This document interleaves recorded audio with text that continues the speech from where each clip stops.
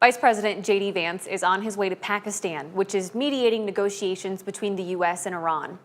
3 days into a fragile ceasefire agreement, Israel has continued to drop bombs on Lebanon, killing hundreds of civilians.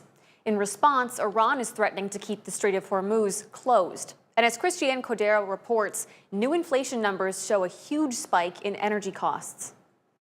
In a matter of hours, Vice President JD Vance is set to meet with Iranian officials in Islamabad, Pakistan, which is hosting peace talks between the two countries. If the Iranians are willing to negotiate in good faith, we're certainly willing to extend the open hand. If they're going to try to play us, then they're going to find that the negotiating team is not that receptive. Iran says it has proposed a 10-point plan to end the war, insisting it will not agree to a deal that allows the U.S. and Israel to carry out future attacks.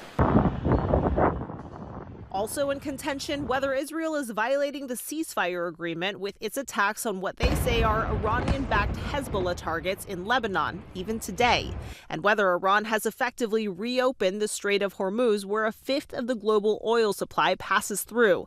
Yesterday, Iran said all vessels can now travel through the strait, though data shows only 9 ships did. The economic ripple effect: new inflation numbers out just today show prices up 3.3% from a year ago. Gas prices are up 41% from the start of the war, diesel up 51%, and jet fuel up 70%. The rise in energy costs are high.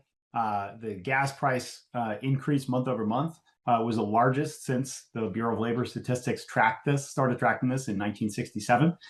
So it's hard to ignore that. The price of energy impacts almost everything else. Moody's Analytics says inflation is already costing the typical household an extra $233 more a month compared to last year. Christiane Cordero, ABC News, Washington. And Israeli Prime Minister Benjamin Netanyahu has been under immense pressure to stop bombing Lebanon. That includes a recent tense phone call with President Donald Trump, according to a U.S. and Israeli source familiar with Thursday's conversation. The Israeli source said Netanyahu came to understand if he did not call for direct talks with Lebanon, Trump might simply declare a ceasefire. Netanyahu's office said calling it tense is fake news, as it was a friendly discussion.